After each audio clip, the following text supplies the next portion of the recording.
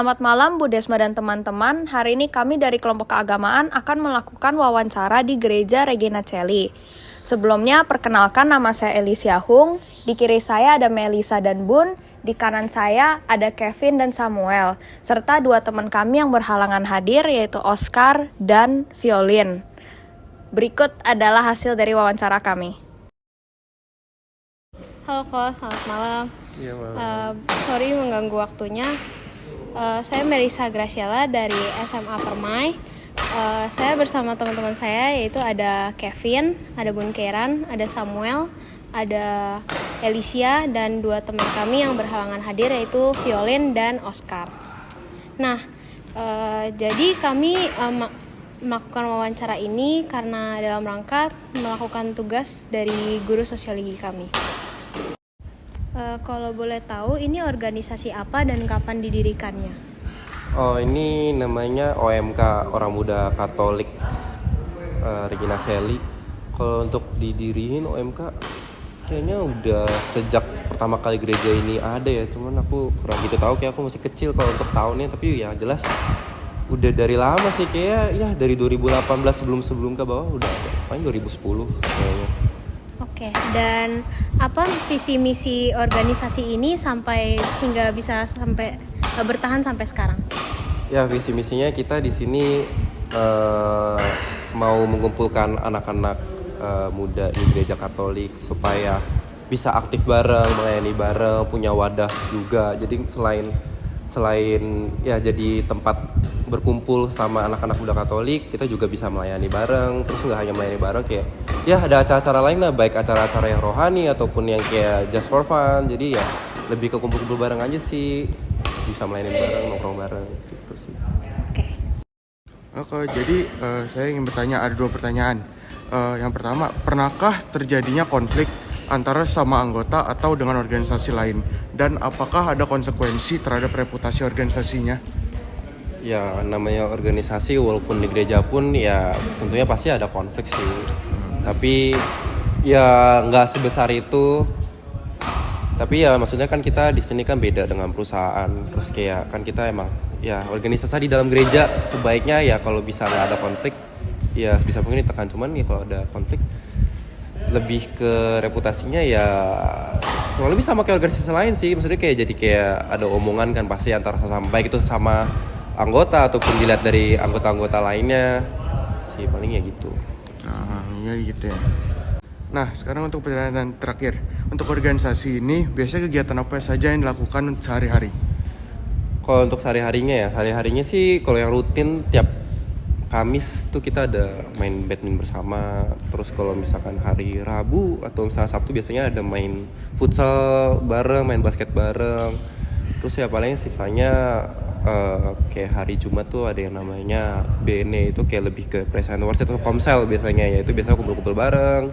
Terus Sabtu pagi juga biasanya ada komsel juga, kayak ya pendalaman Alkitab sih, itu untuk acara rutinnya sih. Sama meeting-meeting doang sih paling. Gitu ya. Jadi tujuan Koko masuk ke organisasi ini apa, dan apa perjalanannya hingga sekarang bisa jadi anggota pengurus gereja? Ya awalnya kan aku emang kayak orang tua aku emang udah aktif di gereja dari dulu kan, semuanya pengurus. Jadi kayak ya kayak secara tidak langsung aku juga jadi ikutan aktif kan. Terus kayak kebetulan emang OMK ini udah ada dari dulu aku masih kecil. Terus kayak ya karena emang udah main bareng, terus temennya juga sama pengurus-pengurus OMK, kayak abis itu lama-lama dari ya awalnya cuma ngikut-ngikut acaranya doang, terus lama-lama udah makin gede, akhirnya ya ditarik juga. Awalnya dari kayak misalkan pengurus event ke satu event ya, terus lama-lama sekarang udah gede, kayak ya emang udah umurnya, kayak ya siapa lagi yang lanjutin kalau emang bukan kita yang udah aktif dari dulu kan. Makanya kayak ya kenapa aku juga jadi pengen tertarik buat masuk pengurus ya, karena ya kesadaran juga sih, dan juga kayak emang udah aktif dari kecil, kayak ya udah emang pengen ngelayanin aja, kayak pengen gedein lagi nih OMK, pengen aktifin lagi nih OMK. Makanya kenapa aku jadi tertarik buat jadi pengurus juga sekarang.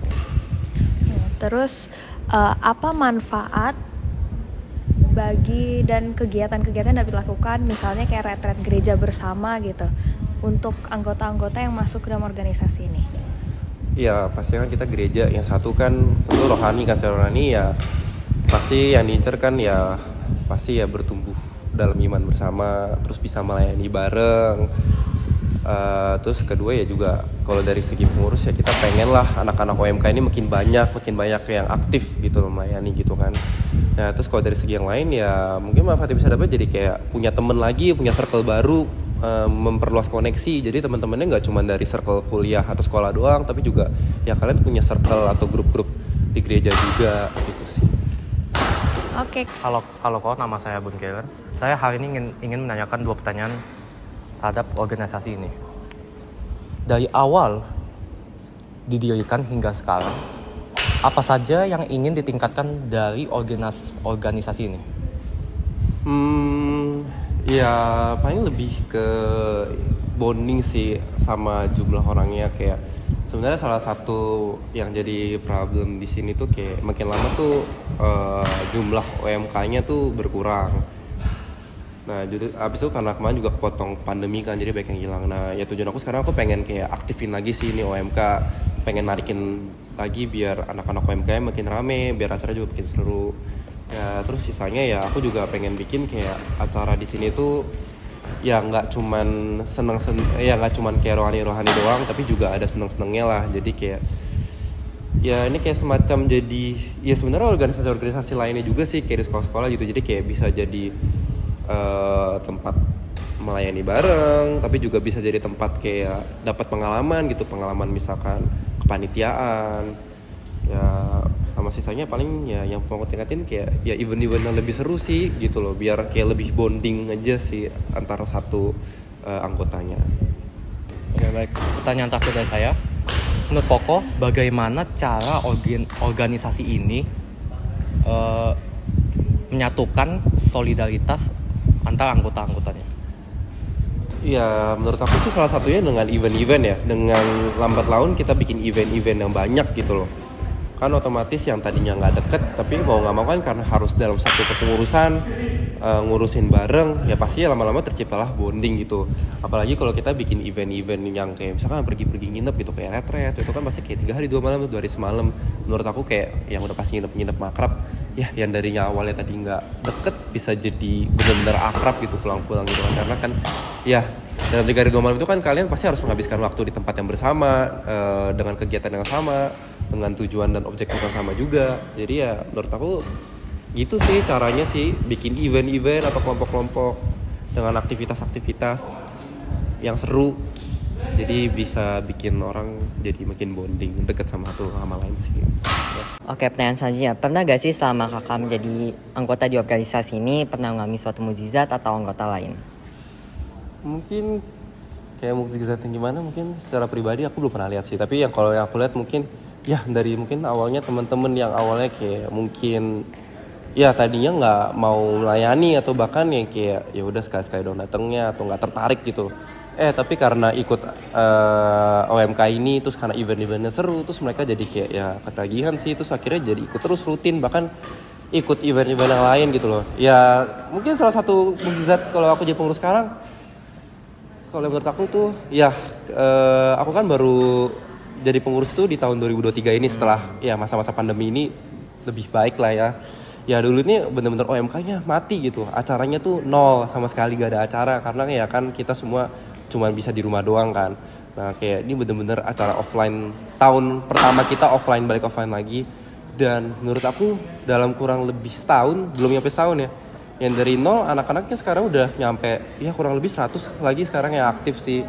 Kayak kemarin kita dibikin acara tablo, yaitu kayak drama kisah Saleh Tuhan Yesus, kayak unexpected yang ikut bisa sampai 50 orang. Terus dari situ ternyata ya bertambah terus, kita ada event lain dan akhirnya rame terus gitu. Bahkan kayak makin bertambah dari event ke event, dari 50 naik jadi 70, sampai yang terakhir kali kemarin ada acara pesta nama gereja kita, itu OMK-nya mungkin dari peserta sampai panitia pengurusnya itu total 100 orang mungkin ada, dan itu semua anak-anak muda sih. Ya itu menurut mukjizat yang menurut yang aku rasakan sendiri sebagai pengurus sih. Oke, untuk pertanyaan terakhir, bagaimana sih cara kakak dalam membagi waktu antara kehidupan secara rohani kakak dan juga kehidupan sosial kakak? Mungkin lebih ke kerja kali ya, aku kan sekarang udah kerja, kayak Ya, aku kerja Senin sampai Jumat gitu lah. Ya, kalau acara gereja kan nggak cuma di Sabtu dan Minggu doang. Kalau kita pengurus kebanyakan, bahkan acaranya ada di hari-hari biasa. Ya, contohnya kayak sekarang ini aku ada meeting, ya aku pulang kantor jam 6, jam 7, ya aku bela-belain. Paling kalau bisa sempat pulang, ya mandi bentar, makan bentar, terus aku kesini buat meeting, start dari jam 8 sampai jam 9, 10, terus aku pulang. Ya paling gitu sih, kalau jadi pagi sampai sore mungkin aku kerja, ya malam ya aku luangkan waktu untuk meeting. Karena emang ya namanya udah pelayanan, namanya mau jadi pengurus ya pasti kan harus komitmen. Jadi mau gak mau ya harus pinter-pinter membagi waktu sih. Oke, terima kasih Kak atas waktunya. Oke. Selamat malam.